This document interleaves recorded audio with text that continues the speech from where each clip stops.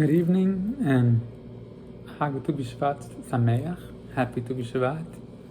It is the 15th day of Shvat, the Rosh Hashanah of the trees, and today we are doing book 3 of week 20 in the Kabbalah of Time.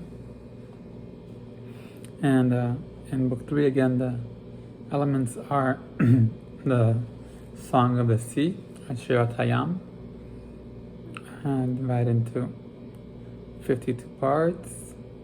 The Haftorah for that, which is the Song of Devorah, also has 52 parts. The Talmud Sota, the generations from Adam to the last king of Judah, and the journeys in the desert. Okay, so the Song of the Sea, it says the 20th part is directed toward your habitation, which you made, O Lord, a sanctuary, O Lord, which your hands founded. So again, this is the Jewish people at the Sea of Reeds, right after the Egyptians were swallowed up. The Egyptian army was swallowed up by the sea, and the Jewish people were saved. They were finally free, and they came together in song. But they are singing about the sanctuary that was founded with Hashem's hands,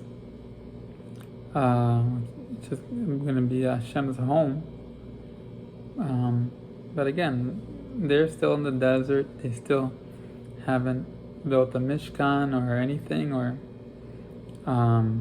made it to Israel, and yet they're already speaking about it, praising Hashem for the sanctuary that will be built with His hands. That's interesting because actually the Song of the Sea, the miracle of the sea, is that expression there that it was Hashem's hands, right? And that's how we learn in the Haggadah. We talk about this, how it's so many times more the miracles that took place and the splitting of the sea compared to the plagues. There was the finger of Hashem, by the sea it's the hand of Hashem, and here we're talking about not just one hand of Hashem, but the hands in plural of Hashem founding the temple. And the idea of Tu B'Shabbat is this idea of looking towards the future and having faith, right? Because we're celebrating the new year of the trees in the middle of the winter. So perhaps there's a connection there. It's interesting also that if you compare the weeks that we're doing now to the actual days of the Omer, the 20th day of the Omer is the 5th of Iyar, which is Yom Ha'atzmaut, which is similar also. We're celebrating our independence, Israel's independence, but it's not quite there yet, right? The redemption has not yet come. We're still awaiting it, and Israel is, as a nation, is still, the modern state of Israel is still being formed and going through lots of challenges, especially now with COVID.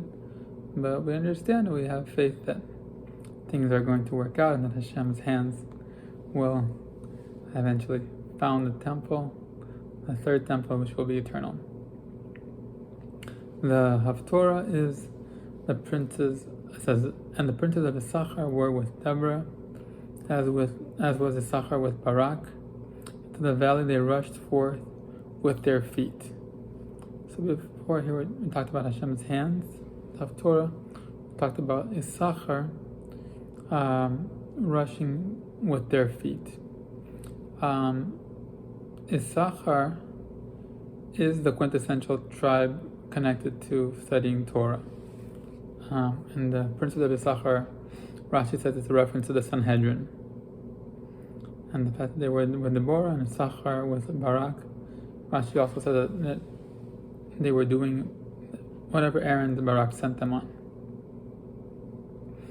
And it seems like also mentioned this also last week, the idea of this very high and elevated tribe coming and working with their feet, right? And it's interesting because it also Issachar, Devorah, and Barak are from Naphtali, and they are the ones that are usually sent. I think the word in Hebrew for this says shulach.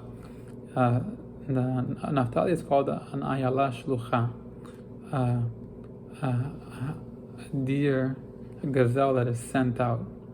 And here, the tribe of Naphtali is the one that's sending out the tribe of Issachar, and they're using their feet.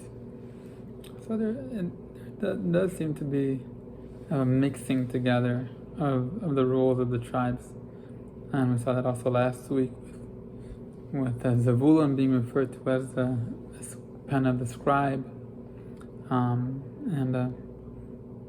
think that also points to the unity perhaps of the tribes, and also the self-sacrifice, the giving that Issachar had to lower itself and to do the work of their feet instead of the work of their minds.